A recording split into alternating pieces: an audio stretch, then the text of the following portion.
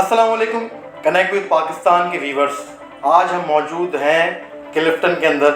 यहाँ पे इसलिए मौजूद हैं क्योंकि दीगर कुछ दिन से ये मालूमात जो है वो मैंने कलेक्ट की है कि हमारे पाकिस्तान के अंदर चंद ही फील्ड्स ऐसी हैं जिनके बारे में लोगों को पता है, मालूमात है, इनके अलावा कोई इन्फॉर्मेशन नहीं है। अगर आप किसी बच्चे से पूछेंगे कि आप क्या बनना चाह रहे हो बेटा, तो वो आपको बोलेगा कि डॉक्टर या इंजीनियर या पायलट। इसके अलावा कोई शोबाजात ऐसे नहीं है जो हमारी आवाम को पता हो। तो इसके लिए मैं आपको बताना चाहूँगा कि जो सरे फहरिस्त इस वक्त दुनिया के अंदर जो मोस्ट पेड प्रोफेशन है वो है एडवोकेसी का, यानी कि वकालत का। अब ये वकालत कैसे कर सकते हैं आप लोग, और आपकी क्या डिग्री रिक्वायर्ड है इसके करने के लिए, और इसके बाद आपको क्या बेनिफिट्स मिलेंगे, ये हम आपको विज़िट करवाते हैं। बैरिस्टर यासिर शाह साहब हैं, उनके ऑफिस से हमने आज टाइम लिया है, तो आज उनके ऑफिस चलेंगे, मालूमात कलेक्ट करेंगे ताकि आपको पता लगे कि जो है वो अगर LLB आप लोग करना चाह रहे हैं तो वो किस तरह कर सकते हैं, और इसके अलावा जो है वो आपको कौन सी डिग्री रिक्वायर्ड होती है और कितने टाइम में जो है ये डिग्री कंप्लीट हो जाती है, और आपको काला कोड जो है वो कितने टाइम में मिल जाता है, और क्या ये स्टडी मुश्किल है या आसान है। आइए मेरे साथ जानते हैं। क्या हाल है सर, कैसे? ठीक ठाक? ठीक ठाक। आप सुनाएं। सर क्या नाम है आपका? सर मेरा नाम है अजहर हुसैन। अजहर हुसैन साहब, क्या करते हैं आप? मैं प्रैक्टिस कर रहा हूँ सेठ यासिर शाह साहब के पास।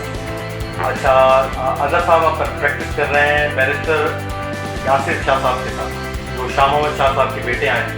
जी माशाल्लाह, बहुत अच्छी फॉर्म में आप तो। आज का जो हमारा टॉपिक है, जिसकी वजह से हम आप यहाँ पे तशरीफ आवी की, हमने यहाँ पे आए हैं, जिसकी वजह ये है कि ऑडियंस जो हमारी देख रही है, हमारे पास सर यही है ऑप्शन कि या तो डॉक्टर बन जाओ, या इंजीनियर बन जाओ, या फिर पायलट वगैरह बन जाओ। इस तरह की कोई चीज़ है, कोई भी इस तरह हमें गाइड नहीं करता कि यार आप फोटोग्राफर बन जाओ, या फिर आप व्लॉगर बन जाओ, या फिर इससे रिलेटेड और इसके अलावा भी बहुत सारी हमारे पास पोस्ट या फिर हमारे इसके अलावा भी फील्ड मौजूद हैं। जस्ट लाइक एडवोकेसी, जैसे कि अगर हम LLB कर लेते हैं तो हम वकील बन जाते हैं।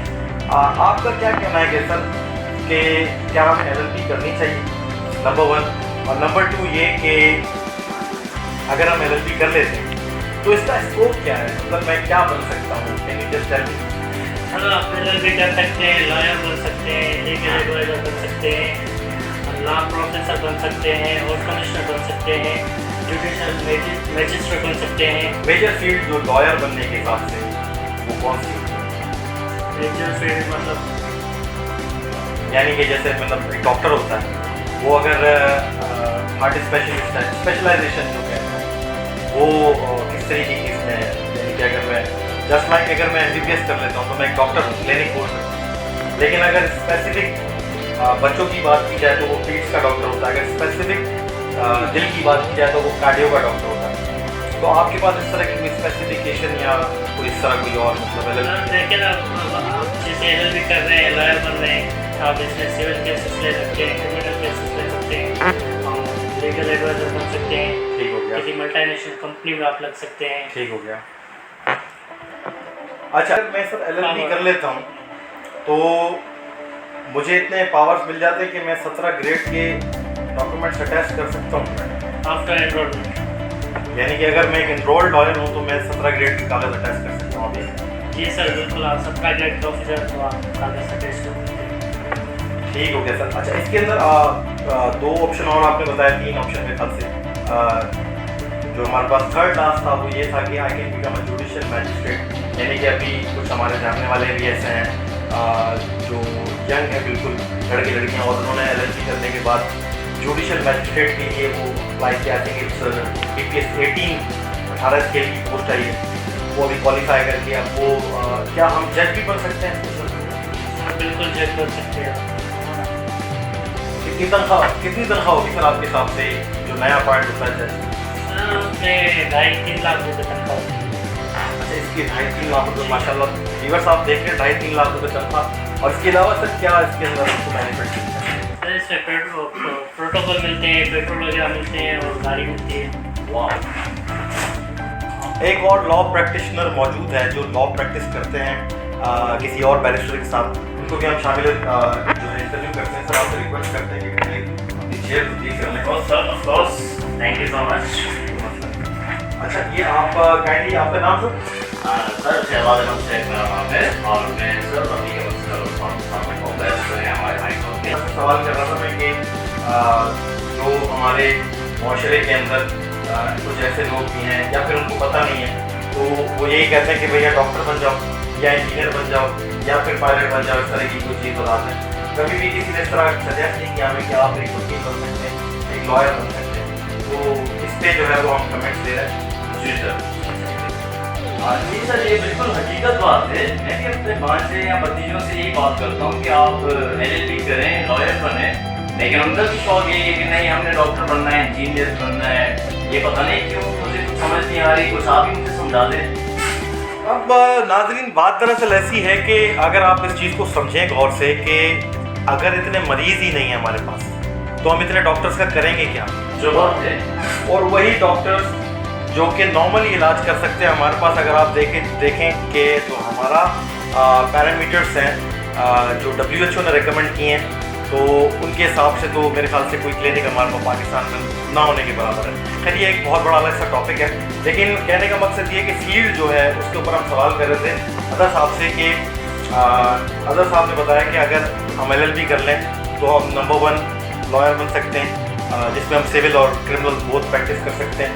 नंबर 2 जो था उसमें हम ये कि लीगल एडवाइज़र बन सकते हैं। नंबर 3 था कि हम जो है वो लॉ प्रोफेसर बन सकते हैं, पढ़ा सकते हैं इन तमाम फील्डों के अंदर। उसके बाद पोस्ट कमिश्नर भी, यही पोस्ट कमिश्नर भी सर तकरीबन 2-3 हज़ार रुपये 4 हज़ार रुपये तो रोज़ कमाता होगा, 5 हज़ार। जी बिल्कुल, दिन में 10-12 हज़ार कमा लेते हैं। सुकून से सर बहुत इजीली 10-12 हज़ार रुपये उनकी पर डे जो है ना दिहाड़ी लग जाती है, ऐसे कह सकते हैं आप इजीली।